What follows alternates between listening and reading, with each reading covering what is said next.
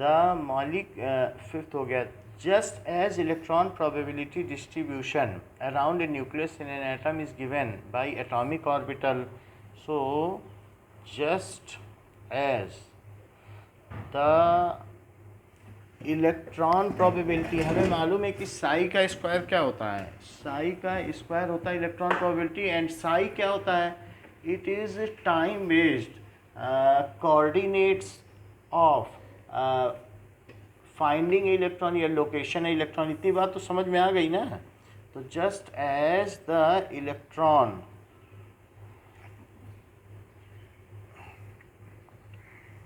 probability distribution around a nucleus,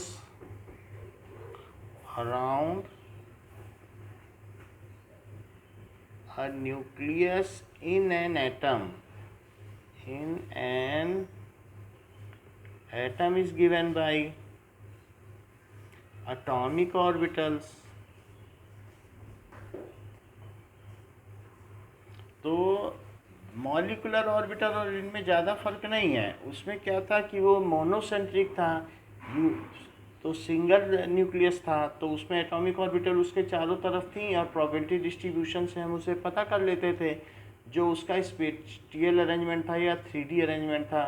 तो यहाँ पर उन्हें ऑर्बिटल कहा करते थे। बट इन दिस केस क्या है कि the electron probability distribution, the electron probability distribution around a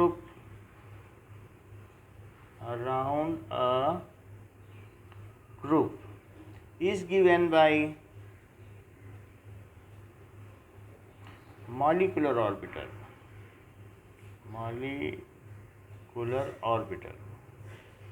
इसमें कुछ बात बताने वाली है कि नहीं। जैसे सिंगल के चारों तरफ ये हमने देखा था डिस्ट्रीब्यूशन, तो यहाँ पर इलेक्ट्रॉन है, फिर थोड़ा सा नोड छोड़ दो तो फिर से इलेक्ट्रॉन है, और इसके अलावा ये सब है तो इन सब में भी इलेक्ट्रॉन है। This is only the 3D space in which there is 95% probability of finding the electrons. In the similar manner, though there are number of atoms, it may differ from 2 to many, and you cannot ascertain what will be the distorted molecular orbital. It is difficult to ascertain. However, whatever will be the distribution, location of electron, and whatever will be the finding probability of finding the electron, ठीक है, most, that will be molecular orbital that may be distorted, and it is yet to ascertain what is the shape of molecular orbital. However, its probability is psi square. Okay, समझ में आई बात आपको? Okay, so 6, अभी जब हम आगे example बताएंगे तो और ज़्यादा समझ में आएगी। That is 7th. The molecular orbital, like atomic orbital, are filled in accordance with above principle, Pauli exclusion principle, and Hund's rule. Whatever rules were applicable in case of atomic orbital, the similar will be applicable in case of molecular orbitals. कुछ भी change नहीं होने का है, ये बात हमने आपको पहले भी बता दी है। तो the molecular orbitals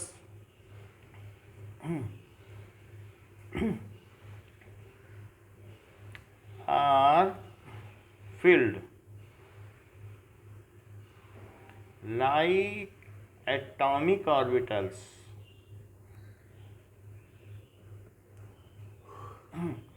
in accordance with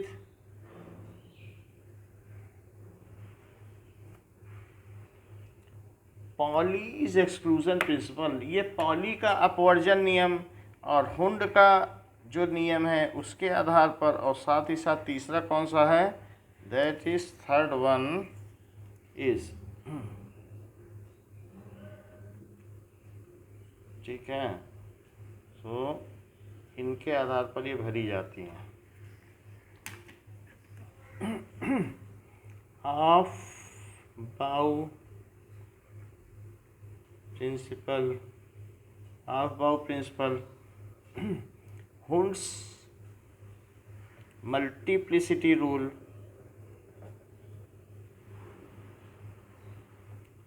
okay, and in orbitals. और तीसरी चीज क्या है, that is Pauli's exclusion principle. इन तीनों के आधार पर भरी जाएंगे।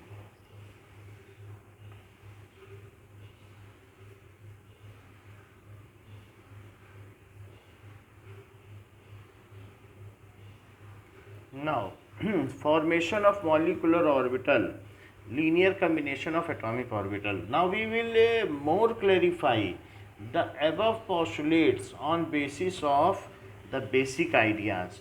So formation, वैसे मैंने आपको बता दिया है ये, बट कुछ थ्योरी बतानी है, of molecular orbitals that is linear combination of atomic orbitals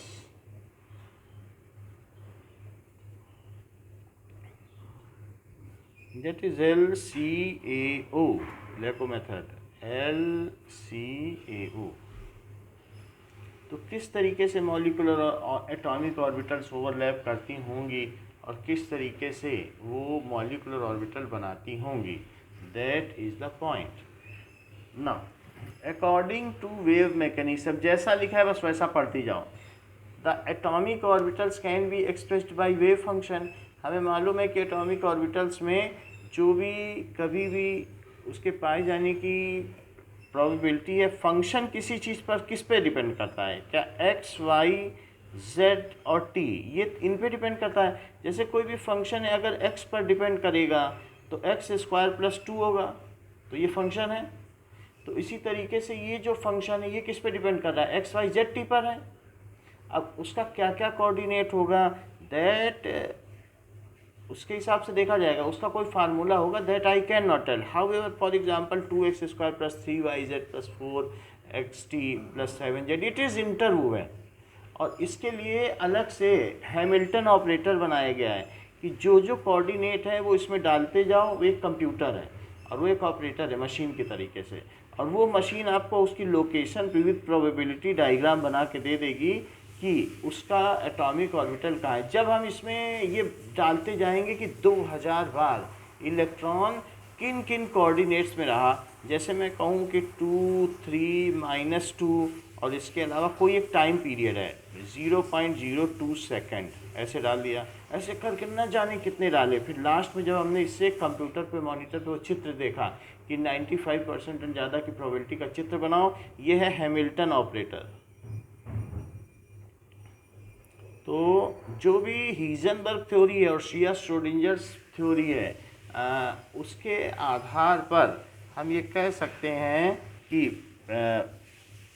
ये किस पर बेस्ड है, दैट इज़ क्वांटम मैकेनिक्स है ना। हीजनबर्ग की हो चाहे श्रोडिंजरबर्ग की हो, क्वांटम मैकेनिक्स है। तो उसको सिंप्लीफाई करने के लिए हैमिल्टन ने एक ऑपरेटर बनाया है कि तुमको मैनुअली कैलकुलेट करने की ज़रूरत नहीं है। When you will keep on adding the coordinates, time based coordinates of electron. हमने ये भी बात बताई थी आपको कि हीजनबर्ग्स अनसर्टेनिटी प्रिंसिपल, हीजनबर्ग की अनिश्चितता का सिद्धांत, कि उसमें एक चीज़ तो कंफर्म की जा सकती है ना, उसका कोऑर्डिनेट। हम ये नहीं पता कर सकते कि उसकी मोशन कैसी है, दोनों चीज़ नहीं पता कर सकते। जब दोनों चीज़ नहीं पता कर सकते तो हम उसका पाथ नहीं पता कर सकते, उसका मोमेंटम नहीं पता कर सकते, लेकिन कोऑर्डिनेट तो पता किया जा सकता है ना।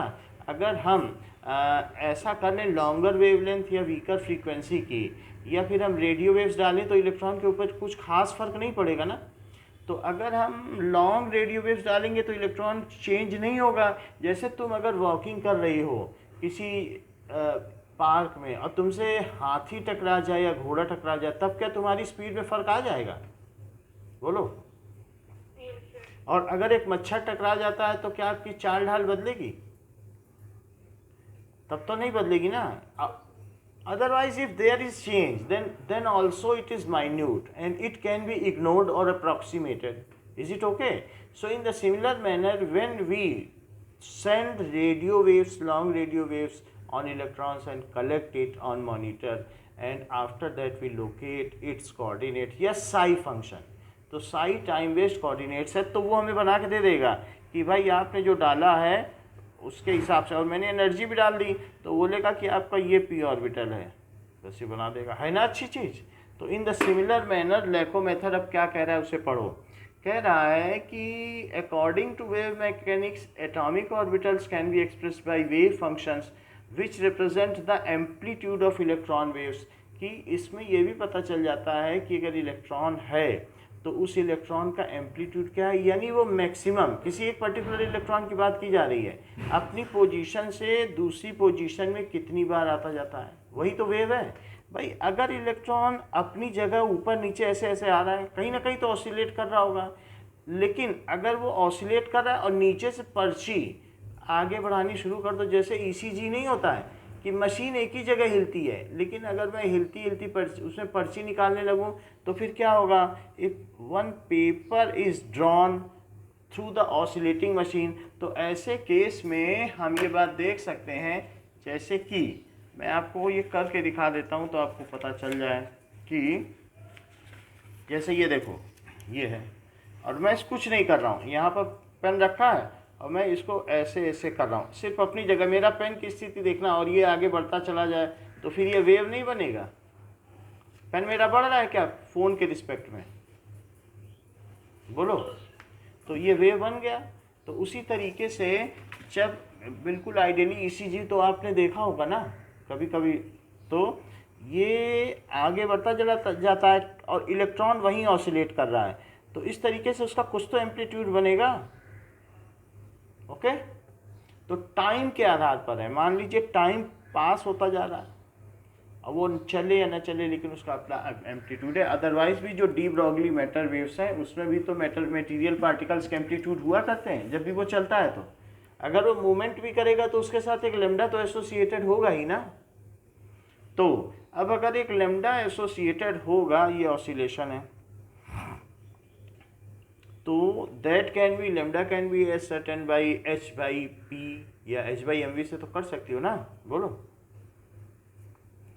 सो lambda is h by m v and the amplitude of wave also can be calculated on the basis of, यानी एम्पलीट्यूड भी पता कर सकती हो साई से, भाई अपनी मेन पोजीशन से वो कितना गया।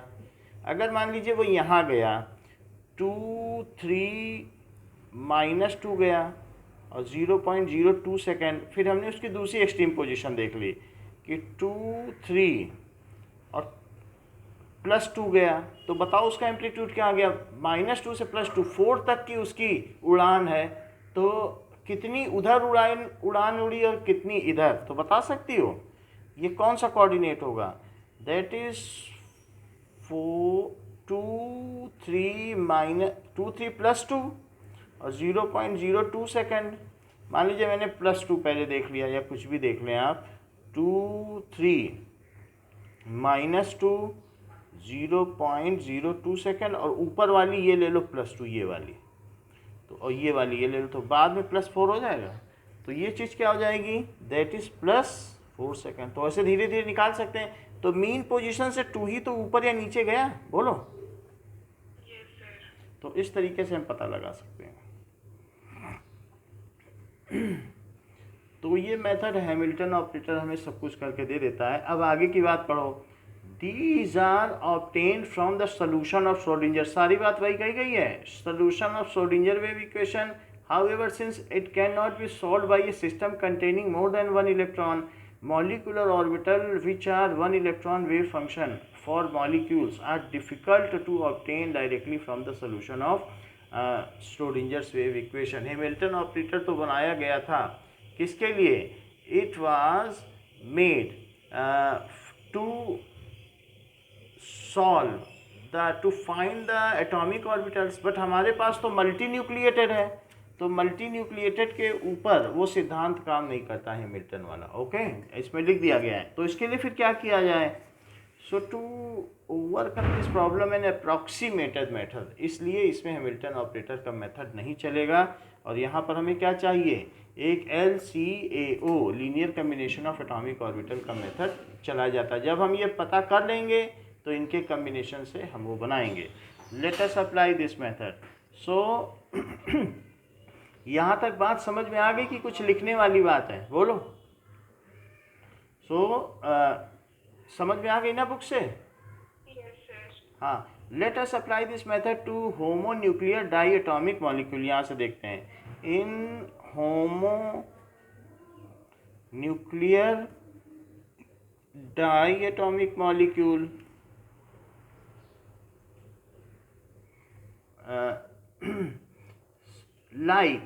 कोई भी ले सकते हो, सबने H2 एटम लिया है तो मैं भी H2 एटम ले लेता हूँ। Consider the hydrogen molecule consisting of 2 atom A and B. It has 2 atoms A and B, ठीक है। Each in ground state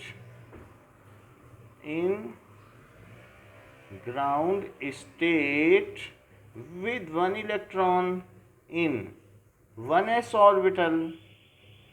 उसके इलेक्ट्रॉन 1s ऑर्बिटल में हैं। And these are represented by, अब वो एटॉमिक ऑर्बिटल्स हैं रिप्रेजेंटेड बाई वेव फंक्शन। अब हिल रहे हैं, डुल रहे हैं, तो टाइम के रिस्पेक्ट में एक्स कोऑर्डिनेट, वाई कोऑर्डिनेट और जेड कोऑर्डिनेट के रिस्पेक्ट में अपनी पोजीशन तो बदल ही रहे हैं ना। सो दीज कैन बी, कोई भी तुम फंक्शन बनाती हो मैथ्स में तो भी तो उसका ग्राफ बनता है कि नहीं? अगर टाइम बेस्ड ग्राफ बना लो तो फंक्शन हुआ कि नहीं हुआ? एक्स क्या हो गया? एक्स वेरिएबल हो गया, एक्स इंडिपेंडेंट वेरिएबल हो गया, वाई डिपेंडेंट वेरिएबल हो गया, या एफ एक्स डिपेंडेंट वेरिएबल हो गया। तो ये जो चीज़ है, ये फंक्शन क्या है?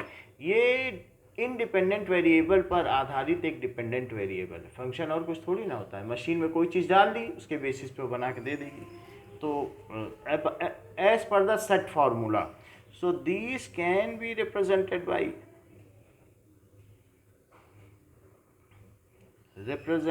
बाई ये psi A and psi B. आप जानती हो कि जो अल्ट्रासाउंड है वो किस बेस पर काम करता है?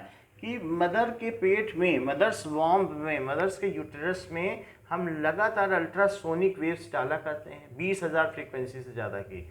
अब वो जब लगातार डाली जाती हैं तो उनको रिसेप्टर भी है, एक रिसीव भी है, दैट इज ट्रांसड्यूसर।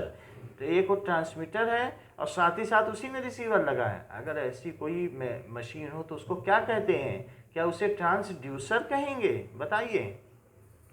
जिसमें से वेव ट्रांसमिट भी होती हैं और रिसीव भी होती हैं, बताइए। तो ऐसे ट्रांसड्यूसर से जब वेव्स हमने रिसीव कर ली तो उसको हमने कंप्यूटर के मॉनिटर से कनेक्ट कर दिया, जो उन इलेक्ट्रॉनिक सिग्नल्स को अल्टीमेटली कुछ कन्वर्ट कर सके, शेप दे सके, कोऑर्डिनेट दे सके। तो क्या उस बच्चे का शेप, उसका जेंडर सब कुछ दिखाई दे जाता है? जेंडर भी दिखाई दे जाएगा, लेकिन बताया नहीं जाता है, बट फिर भी बच्चा तो दिखाई दे जाएगा ना उसमें कि क्या है। सो वो वैसे ही अगर हम लगातार इलेक्ट्रॉनों पर लॉन्ग रेडियो वेव्स डालें और उसे रिसीव करें, और रिसीव करने के बाद हम उसको कुछ ना कुछ जो हमारे डिस्टर्बेंसेस हैं, दैट इज़ इलेक्ट्रोमैग्नेटिक डिस्टर्बेंसेस, उसको हम इलेक्ट्रॉनिक डिस्टर्बेंसेस में बदलें। बोलो, बात समझ में आई? एक इलेक्ट्रोमैग्नेटिक होता है जैसे गामा रेज, एक्स रेज, और एक होता है इलेक्ट्रॉनिक इम्पल्सेस। जब तुम बोलती हो किसी माइक्रोफोन पे या कहीं पर भी जब माइक पे बोलती हो तो वो होते हैं आपके मैकेनिकल डिस्टर्बेंसेस, और उससे फिर किस में बदले जाते हैं? एम्पलीफायर में। क्या इलेक्ट्रॉनिक डिस्टर्बेंसेस में बदले जाते हैं? क्योंकि उससे वो जो माइक्रोफोन का पर्दा है या उसका डायाफ्राम है, क्या वो हिलता डुलता है, और उससे इलेक्ट्रिसिटी में वेरिएशन आएगा। क्या बोलो, होता है कि नहीं?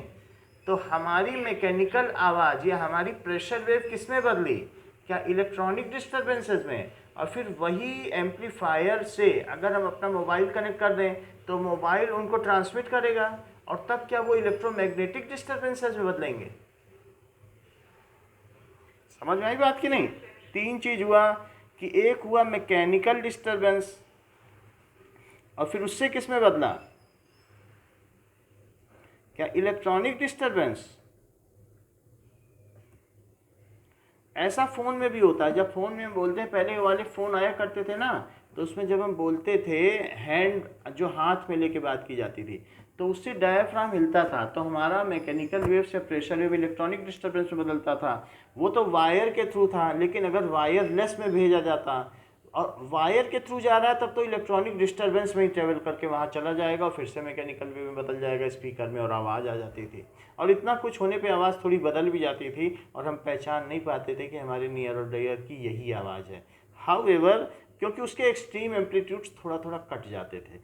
इस केस में क्या होगा, डिस्टर्बेंस, और फिर उसके बाद क्या होगा, इलेक्ट्रोमैग्नेटिक डिस्टर्बेंस, इलेक्ट्रोमैग्नेटिक डिस्टर्बेंस बदल जाता है। तो ऐसा ही कुछ होता है डिस्टर्बेंस। तो ये जो श्रोडिंगर ऑपरेटर हैं, वैसे तो बीएससी पार्ट 1 में आपको सब बताया जाएगा कि कैसे कैसे काम करते हैं, कई पेज का इसका सोल्यूशन है। तो साई फंक्शन के बारे में इसीलिए हम ज़्यादा जाना नहीं चाहते हैं, क्योंकि वो अभी है नहीं आपके में, तो थोड़ा बताने पर ज़्यादा बताना पड़ जाएगा। तो अब इतना समझ लो, ऐसा ही हैमिल्टन ऑपरेटर में भी होता है, ठीक है कि नहीं। अब हम LCA पर करते हैं। It is represented by psi A and psi B. Each hydrogen atom in ground state has one electron in one s orbital. Atomic orbitals को हमने वेव फंक्शन से प्रदर्शित कर दिया है बाई, यहाँ वेव फंक्शन लिख लो, वेव फंक्शन। अब देखिए, जब वेव फंक्शन है, mathematically the formation of molecular orbital may be described by the linear combination of atomic orbital. Linear combination का मतलब क्या है, वो कह रहा है, क्या कभी आपने ये बात पढ़ी है कि अगर मेरे पास ये एक फंक्शन है और एक दूसरा ये फंक्शन है, तो मैं पॉइंट वाइज उन दोनों को ऐड करता जाऊं, तो क्या यही लीनियर कम्बिनेशन है? बोलो, क्या ये बहुत आसान मेथड है? यानी यहाँ पर इसका कोऑर्डिनेट 1 है और इसका 3 है, और मैं कहूँ कि ये हमारा fx है और ये क्या gx है। मैथमेटिक्स में तो पढ़ा है ना fx प्लस gx फंक्शन। तो जब fx प्लस gx करोगी तो क्या आएगा बताओ। तो इस कोऑर्डिनेट पे ये 1 है और ये है मान लीजिए 2, तो यहाँ पर जब जुड़ेगा तो क्या 3 नहीं आ जाएगा? बताओ। लेकिन ये 3 क्या होगा, क्या ये f प्लस gx होगा? और ऐसे ही अगर मैं पॉइंट वाइज जोड़ता चला जाऊं तो ये और ऊंचा फंक्शन बनेगा, बहुत और भी ऊंचा बनेगा। तो मैंने ये 2 दिखाया, तो अगले पॉइंट पे जोड़ो, फिर तीसरे पॉइंट पे जोड़ो, पर बात तो समझ में आ गई ना आपको कि 1 और 2 को जोड़ा तो ये आया। क्या ये पॉइंट वाइज कम्बिनेशन है? जैसे हमने पॉइंट वाइज एडिशन किया है, तो क्या पॉइंट वाइज समेशन भी किया जा सकता है? क्या आप एक ऐसा फंक्शन भी पता कर सकती हैं जो f माइनस जी एक्स हो, जिसमें सब्ट्रैक्शन की भी फैसिलिटी हो? बताओ। तो ये तो हमने पढ़ा था कि point wise addition, summation and multiplication all is feasible in functions. So similarly जब हर पॉइंट पे कर रही हो, तो क्या वही अप्लाई इसमें नहीं हो रहा है लीनियर कम्बिनेशन मेथड में? बोलो। That is point wise summation और subtraction is called linear combination method. Point wise, तो इससे आसान और सस्ता उपाय तो कोई भी नहीं हो सकता। पॉइंट वाइज समेशन ऑफ, ठीक है, जो भी है वेरियस फंक्शन, 2 हो 3 हो, 3 को भी जोड़ सकती हो, कोई दिक्कत है क्या? Of summation of various functions is called LCAO। जो हमने वहाँ माइनस किया है, वास्तव में वही माइनस यहाँ भी किया गया। कल तो हमने आपको बात बता दी, वो माइनस नहीं है, वो एंटी बॉन्डिंग ऑर्बिटल है। या वो कह रहे हैं कि हमें क्या लेना देना, 2 सेट उसमें है, 2 इसमें है।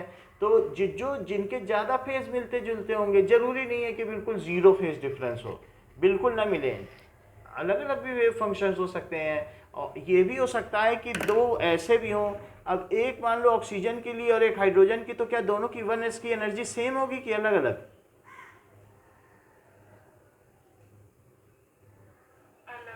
अब ऐसे केस में तो क्या उनके वेव फंक्शन डिफरेंट नहीं होंगे? क्या वो बिल्कुल एक तरीके से बिहेव करेंगे? फ्रीक्वेंसी बदल गई, उनका ऑर्बिटल का रेडियस बदल गया, तो उनका क्या लैम्डा नहीं बदल जाएगा? और लैम्डा नहीं बदल जाएगा तो क्या एम्पलीट्यूड नहीं बदल जाएगा? भाई ये तो कह रहा है कि जो भी मॉलिक्यूलर ऑर्बिटल बनेंगी लगभग सिमिलर एनर्जी की बनेंगी, तो इनको मजबूरन ऑक्सीजन की 1s और हाइड्रोजन की 1s को तो ओवरलैप करना पड़ेगा कि नहीं? अदरवाइज कोई रास्ता ही नहीं है। नीचे से ओवरलैप होता है कि नहीं, बेस से 1s का 1s से, फिर 2s, फिर उसके बाद 2p ऐसे होता है। तो अगर होमोन्यूक्लियर डाइएटॉमिक मॉलिक्यूल है तब सेम होंगी, और नहीं तो डिफरेंट होंगी। और सेम में भी उनके क्या पता जो दो आपस में मिल रहे हैं बॉन्डिंग और एंटी बॉन्डिंग, या क्या जरूरी है कि वो सेम फेज में मिले, जीरो फेज डिफरेंस में मिले, और ये क्या जरूरी है कि वो 180 पे ही मिले? नहीं ना। ये तो हमने एक्सट्रीम केस आपको पढ़ा दिए कि पॉजिटिव ओवरलैप एंड इस तरीके से निगेटिव ओवरलैप। लेकिन क्या ये बिल्कुल शर्त है क्या? और दूसरी ऑर्बिटल ओवरलैप नहीं कर सकती क्या? बताओ। जब 180 वाली कर सकती है तो क्या 120 वाली, 110 वाली नहीं कर सकती क्या? बोलो। तो वो अच्छा है कि ये मेथड अच्छा है कि जैसे भी ओवरलैप कर रही है पॉइंट वाइज उनका एम्पलीट्यूड जोड़ते चले जाओ? बताओ, है बात कि नहीं? ये बिल्कुल एक्सट्रीम केस नहीं हो सकते भाई। 2 इलेक्ट्रॉन इसमें है, 1s में, 2 इसमें भी हैं। इन दोनों ने कहा अरे हमारे तुम्हारे तो विचार मिलते जुलते हैं, चलो दोस्ती कर लें। हमारे और तुम्हारे बीच में तो 10 का ही फेज डिफरेंस है, 10 डिग्री का। हम तुमसे दोस्ती कर लें। फिर ये दोनों बोल रहे हैं कि अच्छी बात है कि इन्होंने कर लिया, लेकिन इनके विचार नहीं मिल रहे थे तो इन्होंने एंटी बॉन्डिंग बना ली। कुछ के मिल जाएंगे और कुछ के नहीं मिलेंगे। तो वो जिनके मिल जाएंगे वो आपस में बॉन्डिंग ऑर्बिटल बनेंगे। और विचार न मिलने का मतलब ये है कि 40 का ही चलो फेज डिफरेंस हुआ। ऐसा नहीं मैं कह रहा हूँ कि 180 का हुआ, 10 का इसमें हुआ, 40 का हुआ, तो भी 40 वाला एंटी बॉन्डिंग माना जाएगा कि नहीं? क्योंकि उसमें उसके बीच में पाई जाने की कम होगी चांस और बाहर पाए जाने की ज़्यादा होगी। 2 तरीके हो गए ना। तो ये बीच में ज़्यादा रहेगा, ये बाहर ज़्यादा रहेगा। ओके, क्योंकि इसके भर जाने के बाद क्या इसके बीच में रहने की संभावना बनी रहेगी क्या? इन दोनों ने दोस्ती कर ली, 10 डिग्री का फेज डिफरेंस, और 2 बीच में रह गए। अब नीचे की ऑर्बिटल भर गई तो अफबाउ प्रिंसिपल क्या कहेगा कि अब ऊपर जाओ, कि वो भी बीच में कहेंगे हम भी बीच में रहेंगे? बोलो, जबकि 40 का ही फेज डिफरेंस है। बताओ। ऊपर नहीं जाएंगे। मतलब मेरा कहने का मतलब है ना कि न्यूक्लियस के दूसरी तरफ चले जाएंगे। हाँ अच्छा, वो आप बता रही ना डायग्राम के हिसाब से, नहीं सही बता रही हो। तो ऊपर जाएंगे, या ये कहने का मतलब है ऊपर जाएंगे, या ये भी कह सकती हो कि अगर जैसे इन दोनों ने कहा हम तो बीच में रहेंगे, हम दोनों के विचार 10% फेज डिफरेंस के साथ मिलते हैं, तो बाकी को मजबूरन कहाँ जाना पड़ेगा? बोलेंगे आप ज़रा थोड़ा दूर हट जाइए और हम लोग अच्छे दोस्त हैं। तो वो बीच में रह गए तो ये इधर नहीं आएंगे। बोलो, तो 2 ऑर्बिटल बनेंगे कि नहीं? है बात कि नहीं? तो ये सिग्मा 1s हुई, उसमें 2 इलेक्ट्रॉन रह गए, और इन दोनों में मिला के सिग्मा एंटी बॉन्डिंग 1s2 ये हो गए। तो ये कहने का मतलब है अगर 2 इलेक्ट्रॉन है और एक में 40 का फेज डिफरेंस है और एक में अब आ गया 120 का, तो अब बताओ क्या होगा? बोलेंगे अरे हम दोनों तो 40 वाले हैं, चलो आपस में 60 गांठ करते हैं। और ये कहेंगे अब हम भी कर लेते हैं क्योंकि ये दोनों बन चुके हैं। अच्छा, इनमें क्या है, एक की प्लस हाफ स्पिन है, एक की माइनस हाफ स्पिन। ये इसकी जो है प्री कंसीव्ड शर्त है, दैट इज प्री कंडीशन। ऐसा नहीं होगा कि दोनों की प्लस हाफ हो, दोनों एक जैसे होंगे तो उनका जो मैग्नेटिक ऑर्बिटल मोमेंटम वो कैंसिल आउट नहीं होगा, और वो मैग्नेटिक होंगे तो इधर उधर मैग्नेटिक इफेक्ट में ही उछलते कूदते रहेंगे। ऐसी बात है कि नहीं? तो न्यूट्रलाइज तो होना चाहिए ना। एक का नॉर्थ पोल उधर हो तो एक का नॉर्थ पोल किधर हो, ऐसे। समझ में आई बात? तो प्री कंडीशन क्या है कि अपोजिट स्पिन हो। फिर भी वो कह रहे हैं कि हम आपस में वो कर सकते हैं, ओवरलैपिंग कर सकते हैं, या डीजनरेट करके हम ऑर्बिटल बनाएंगे। तो ये एक इधर की 1s है, एक इधर की 1s है, लेकिन इनमें 2 इलेक्ट्रॉन है और इनमें 40 का फेज डिफरेंस है, तब ये बॉन्डिंग बनाएंगे। और 120 वाला क्या बनाएगा? बताओ अमानशी। तो 120 वाला क्या बनाएगा? अब अगर 40 और 120 है तो पहले 40 वाला बीच की बना लेगा, वो बीच में जगह भर लेगा, तो 120 वाला एंटी बॉन्डिंग बनाएगा। अब उसे मजबूरन बाहर नहीं जाना पड़ेगा। तो इस तरीके से सारी फिजिबिलिटी है। और अगर 2 आ गए और एक में 120 का फेज डिफरेंस है और एक में कितने का डिफरेंस है, 180 का, तो 120 वाला तब क्या बनाएगा?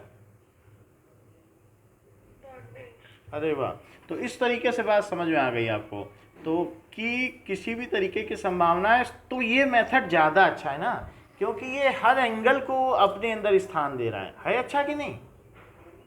कह रहा जिस एंगल का भी आ जाए। और क्या ये संभावना कंस्ट्रक्टिव और उसमें थी, डिस्ट्रक्टिव इंटरफेरेंस में, कि नहीं थी? तब तो नहीं थी, क्योंकि उसमें तो सेम फेज और अपोजिट फेज सिर्फ दो ही एक्सट्रीम केसेस थे। क्या सारी संभावनाएं उसमें निहित थी? बताइए। तो ये ज़्यादा अच्छा है, linear combination is the best method and it is, ये कैसा है? Manual method. इससे तो हम खुद कर सकते हैं, एक छोटा सा कंप्यूटर हो 10-20 हज़ार का, वही कर देगा। इसके लिए बहुत बड़े कंप्यूटर की ज़रूरत भी नहीं पड़ेगी, ना किसी ऑपरेटर को लगाना पड़ेगा। अच्छा, आप देखो कि psi molecular orbital it is equals to psi A plus minus psi B. तो जब उनमें सब्ट्रैक्ट हो रहा हो, जुड़ रहे हो, जब हाइट बढ़ रही हो, सीधी सी बात है, तो कहा जाएगा बॉन्डिंग ऑर्बिटल। चाहे थोड़ी हाइट बढ़ रही हो, समझ में आए कि नहीं? अलग अलग फंक्शन भी चलते हैं, तो और अगर उनमें हाइट का सब्ट्रैक्ट हो रहा हो दोनों फंक्शन से, कम की हाइट हो एडिशन वाली की, तो कह देंगे anti bonding. Is it okay? अब देखो, उसे हम माइनस से प्रदर्शित करेंगे। तो there are two molecular orbital, sigma को क्या कहेंगे? Psi A plus psi B. इसमें ज़्यादा बताने वाला नहीं है, जो मेन चीज़ थी हमने बता दी कि लीनियर कम्बिनेशन का क्या मतलब है। और साई ए चूँकि हमने फंक्शन में इसी तरीके से प्रदर्शित किया है, तो अगर अपोजिट फेज या कुछ भी हो तो माइनस से हम प्रदर्शित करते हैं, और तो कोई मेथड होता नहीं ना। सब्ट्रैक्शन ऑफ फंक्शन होता है, या एडिशन ऑफ फंक्शन होता है, या मल्टीप्लिकेशन ऑफ फंक्शन होता है, या कोशेंट ऑफ फंक्शन होता है। तो 4 हैं तो हमने 2 ले लिए, 2 ही तो हमारे मतलब के हैं। अच्छा, इसमें क्या कहा जाएगा? दैट इज मॉलिकुलर ऑर्बिटल, चूँकि ये एंड ऑन ओवरलैपिंग से फॉर्म होगी, एंड ऑन ओवरलैपिंग हो रही होगी उनकी, क्योंकि 1s की क्या होगी? एंड ऑन ओवरलैपिंग होगी इंटरन्यूक्लियर।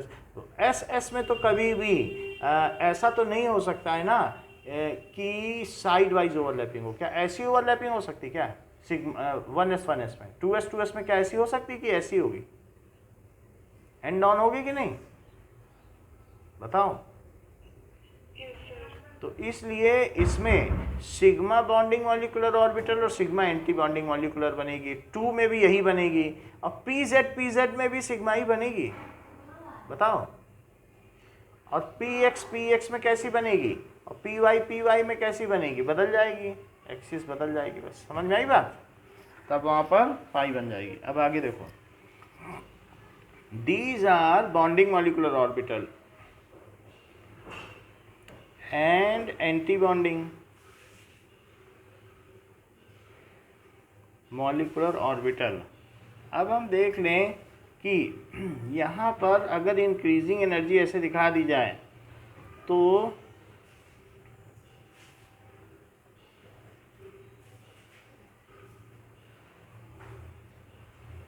ये तो 2 ऑर्बिटल ओवरलैप की हैं, और उन 2 ऑर्बिटल में 2 इलेक्ट्रॉन थे। ये तो पहले अबाउ प्रिंसिपल के हिसाब से, वैसे इन्होंने सिंगल दिखाया है, सिंगल भी दिखा सकते हो, 2 भी दिखा सकते हो, हमने 2 दिखाया, कोई बात नहीं। हाइड्रोजन एटम है तब तो सिंगल ही दिखाना पड़ेगा, ओके। और अगर दूसरा होता तो मैं इसमें 2 दिखा देता, तो मैं अब हाइड्रोजन एटम ही ले लेता हूँ। So let us take H atom.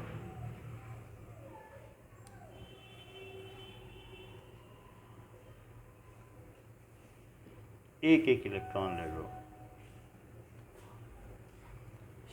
Single electron लिए, तो एक इसमें और एक इसमें है, और एक इसमें और एक इसमें है, तो क्या हुआ? 2 बन गए कि नहीं? ठीक है, सो दिस इज 2। अब बात करो, तो क्या ये अबाउ प्रिंसिपल के हिसाब से हुआ? और नीचे वाली क्या कहलाएगी?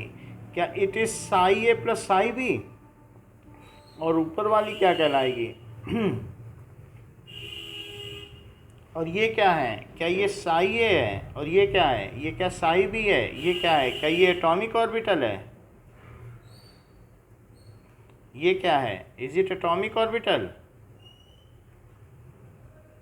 और जो बीच में बनी वो क्या है? Molecular orbital. ठीक है, क्या आपको पता है ये मॉलिकुलर ऑर्बिटल थ्योरी किसने दी है? किसने दी है?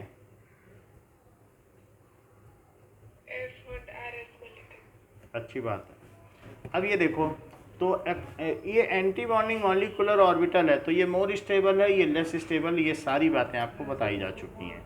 ये आगे की बात करो, क्वालिटेटिवली द फॉर्मेशन, उसी के ठीक आगे लिखा है, the formation of molecular orbital can be understood in terms of constructive और destructive interference of electron wave. बिल्कुल लगभग उसी तरीके से है, जब जुड़ जाएं तो कंस्ट्रक्टिव बोल देना, और जब घट जाएं तो क्या बोल दोगे, डिस्ट्रक्टिव। तो आप अगर आप ये लिख सकते हो कि एक्सट्रीम केसेस नहीं, बस जुड़ गए हैं तो कंस्ट्रक्टिव है, और अगर जो फंक्शन है वो सब्ट्रैक्ट हो गए हैं तो उसे क्या कह दोगे, डिस्ट्रक्टिव इंटरफेरेंस। क्योंकि डिस्ट्रक्टिव में भी तो रेसिडुअल दिखाते ही हैं कि नहीं। मान लीजिए एक ये वेव है और दूसरी वेव, अब हाइड्रोजन के केस में तो मुझे मजबूरन ऐसे दिखाना पड़ेगा कि सेम एनर्जी है ग्राउंड स्टेट में, और कोई होता तो मैं छोटा दिखा देता, मालूम है कि नहीं। सो ये अब अगर ये एच ए है और ये क्या है, एच बी है, तो इसका जो फंक्शन है वो साई ए कहलाएगा, और उसका क्या कहलाएगा, साई बी, और इनके एडिशन से क्या बनेगा, क्या ये सिंपली ऐड हो जाएंगे कि और कुछ करना पड़ेगा। यहाँ तो कोई ट्रिकी नहीं है, सिंपली ऐड कर दो। सो जो फाइनल एम्पलीट्यूड होगा वो इनका एडिशन होगा। अब एम्पलीट्यूड को अब आप जो भी दिखाएं, ए दिखा दें, या अगर एक्स डायरेक्शन में ऑसिलेट कर रहा है तो x1 + x2 दिखा दें, जिस डायरेक्शन में वो ऑसिलेट कर रहा है वो जुड़ जाएगा। तो इस तरीके से ये अब बन गया, इसको सिग्मा बोलेंगे, and that is called psi A plus psi B, ये चीज़ हो गई। However in case of other atom ये एम्पलीट्यूड छोटा होगा, जैसे मैंने H2O की बात बताई आपको कि नहीं, तो फिर अलग अलग एनर्जी लेवल होगा 1s का कि नहीं। लेकिन यहाँ तो हमें ऐसे ही दिखाना पड़ेगा कंस्ट्रक्टिव और डिस्ट्रक्टिव इंटरफेरेंस के तरीके से। तो अगर हमने इस तरीके से दिखा दिया तो now this is HA and HB, other pair of electrons जिनका फंक्शन, जिनकी फेज सही नहीं थी और जो अपोजिट थे, ठीक है। तो मान लीजिए उनमें कलांतर 180 डिग्री का हुआ, फेज डिफरेंस 180 डिग्री का हुआ, तो बस ये सिंबॉलिकली हमने इतना दिखा दिया है, वरना जब बिल्कुल सेम है तो बिल्कुल ज़ीरो हो जाएगा, सब्सिडाइज हो जाएगा। तो that is anti bonding, it is psi A minus psi B. आपके समझने के लिए इतना दिखाना पड़ा है, वरना ये भी ज़रूरत नहीं थी। तो ये कौन सी हैं, ये क्या कंस्ट्रक्टिव इंटरफेरेंस में काउंट होंगी, क्या इनमें जुड़ गया है फेज, क्या जो सिग्मा बना है, जो नया वेव फंक्शन बना है मॉलिक्यूलर ऑर्बिटल, क्या उसकी हाइट ज़्यादा पाई गई है इनके एम्पलीट्यूड से, तो इसे इसलिए इसे क्या कहेंगे, कंस्ट्रक्टिव इंटरफेरेंस। आज छुट्टी नहीं है क्या केवी में?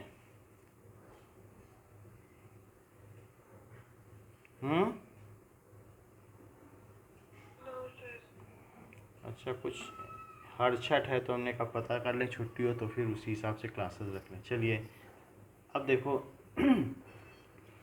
आगे, the formation of molecular orbital can be understood in terms of constructive and destructive interference. ये बात कही गई कि नहीं, can be in this term constructive and destructive interference. अब आगे बात करें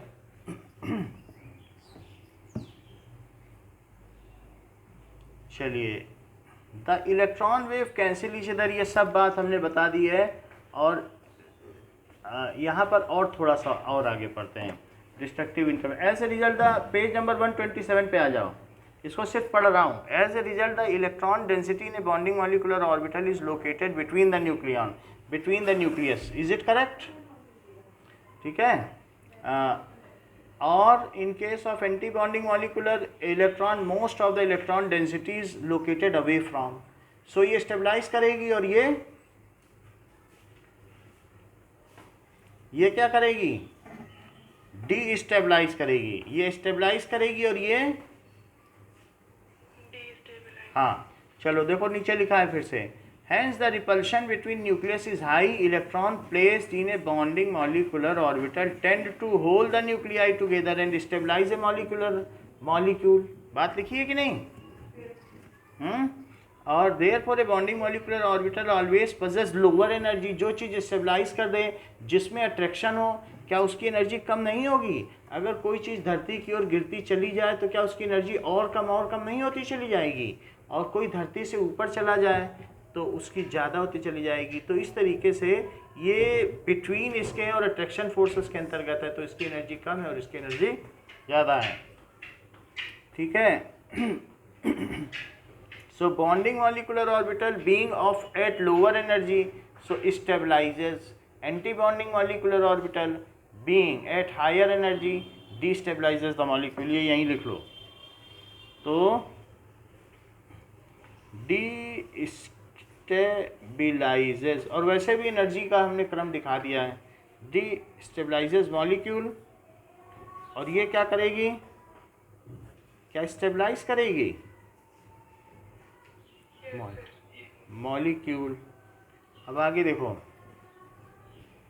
this is because the mutual repulsion of electron in the orbital is more than the attraction between the electron, hence nuclei which cause A net increase in energy.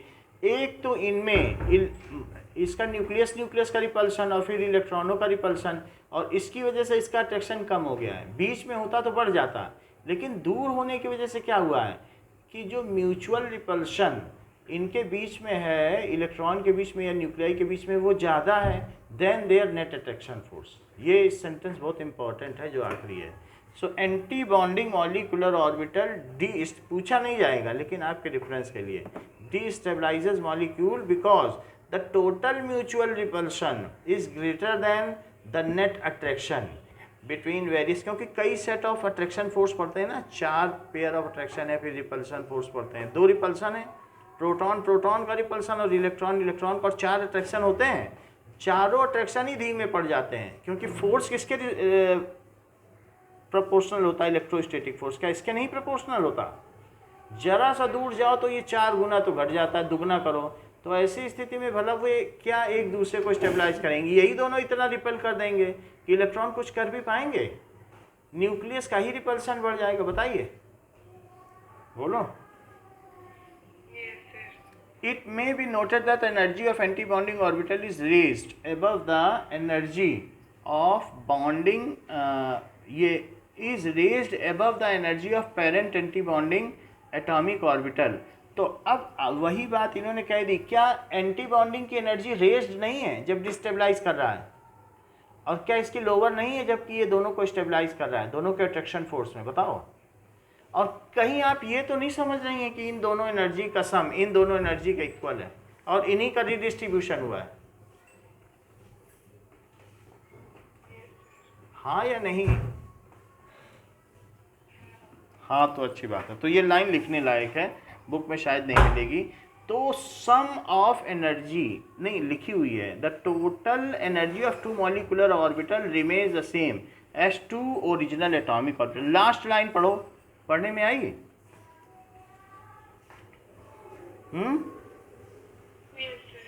तो total, ये important point है, energy of 2 molecular orbitals,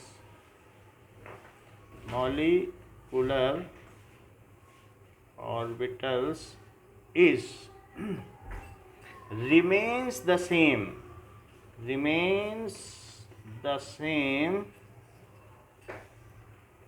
as 2 original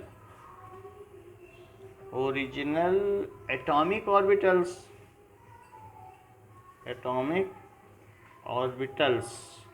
however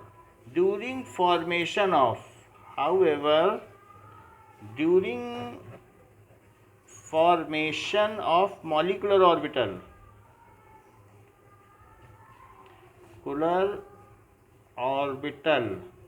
redistribution of energy takes place।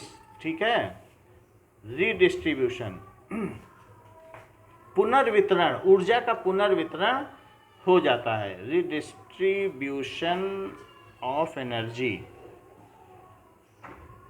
Takes place. इतनी बात हमने आपको बता दी है जो कि आपको समझ में आ भी गई है। Condition for combination of atomic orbitals, कौन सी किससे कंबाइन कर सकती है? अगर कोई कह रहा है कि 1s की 2s से कर ले, पता नहीं pz की px से कर ले, किससे कौन करे, तो इसकी कुछ तो कंडीशन होगी ना मर्जिंग की। हाइब्रिडाइजेशन में भी कई कंडीशन हुआ करती थी कि भाई एम्प्टी वाली नहीं करेगी तो ऐसी वाली नहीं करेगी, जिनका ओरिएंटेशन सेम नहीं होगा वो नहीं करेगी, तो कौन नहीं करेगी, ऐसे कितने सारे थे।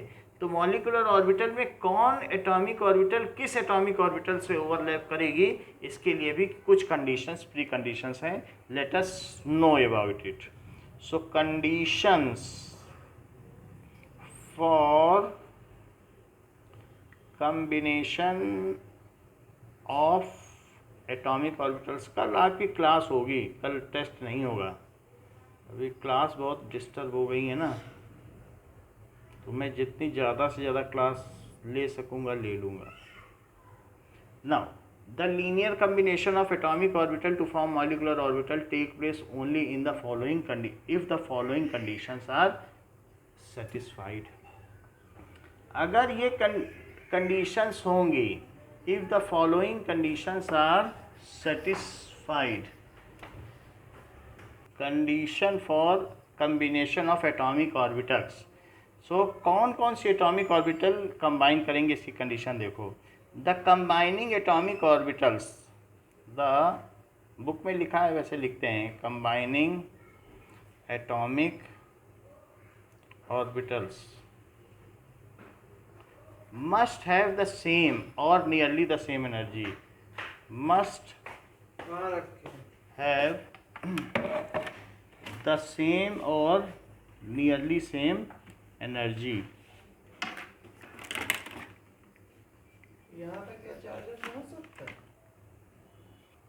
so condition the combining atomic orbital must have, उनकी कैसी एनर्जी होनी चाहिए, must have the same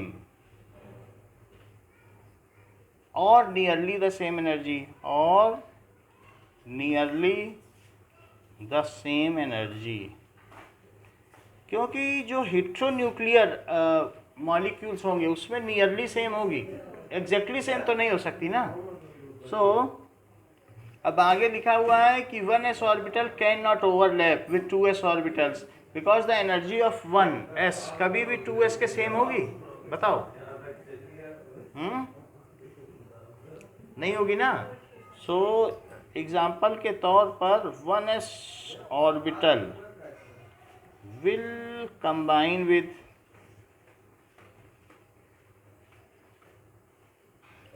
1s orbitals of similar kind of nuclei या atoms or different kind of atoms।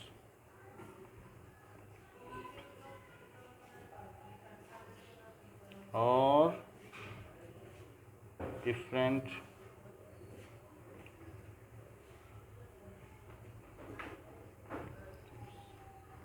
अब देखो सेकंड कि the combining atomic orbitals must have same symmetry about molecular axis. So उनकी symmetry भी होनी चाहिए, must have the same symmetry. The combining atomic orbitals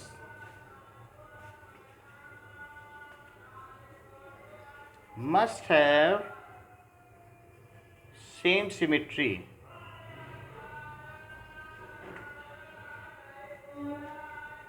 इसका क्या मतलब है कि about the molecular axis, about the molecular axis. दो ही चीज़ें हैं, ज़्यादा नहीं हैं, यानी उनका ओरिएंटेशन। सिमेट्री का यहाँ क्या मतलब है, ओरिएंटेशन। इसका क्या मतलब है कि पी एक्स को पी एक्स के साथ कंबाइन किया जा सकता है, यानी एग्जाम्पल के तौर पर pz है, 2pz कैन कंबाइन विद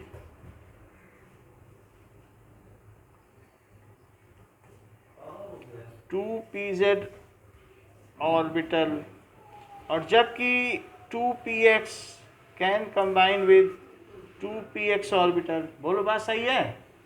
और इसी तरीके से एंड सो ऑन, क्योंकि उनका ओरिएंटेशन सेम है।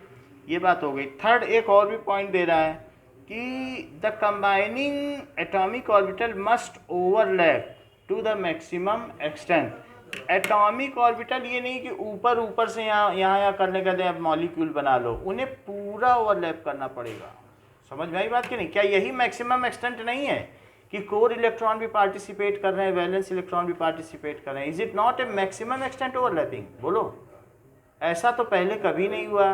क्या पहले जब आपने वैलेंस बॉन्ड थ्योरी सीखी, हाइब्रिडाइजेशन सीखा, तो कोर इलेक्ट्रॉन क्या वहाँ अलग थलग पड़ी थी? Have they ever overlapped? बोलो। और हाइब्रिडाइजेशन उसमें किसकी जिम्मेदारी हुआ करती थी? क्या सिर्फ सेंट्रल एटम की? यहाँ पर तो सब कुछ सभी को बलिदान देना पड़ रहा है, कोई बची नहीं रहा है। क्या कोई भी ऑर्बिटल बची? क्या अपने नाम की 1s बची या 2s बची? कि कुछ भी नहीं बचा? अगर ऑक्सीजन में 1s2, 2s2, 2p4 सब मर जाएंगे, नई सेट्स ऑफ ऑर्बिटल बनेंगे, वो भी हम बताएंगे आपको। समझ में आई बात कि नहीं? None of the atomic orbital will survive in case the molecule is formed. Okay, इस चीज को क्या कहते हैं? Maximum extent from core electron orbital to valence electron orbital. अभी बता रहे ना बात को, आप समझ गए कि नहीं? बोलो, नॉट यस और no. Am I audible? Okay. So the combining, I think I am. You are not audible. I may be audible to you. Combining atomic orbitals must overlap to maximum extent. To maximum extent, यानी all orbitals, all example का मतलब है all atomic orbitals,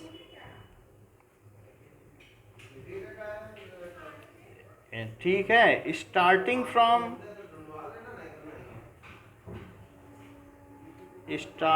from core orbital, ठीक है, या core shell to valence shell, उसमें जितनी भी आ जाए, वैलेंस शेल, ठीक है, हैव टू ओवरलैप। इतनी बात हो गई, उन्हें ओवरलैप करना पड़ेगा। अब हम बात करेंगे टाइप्स ऑफ मॉलिक्यूलर ऑर्बिटल की। So let us see types of molecular orbital. अब आपकी क्लास का टाइम हो रहा है, so we will discuss this at 11:45। 11:40 छुट्टी होती है कि पहले भी हो जाती है?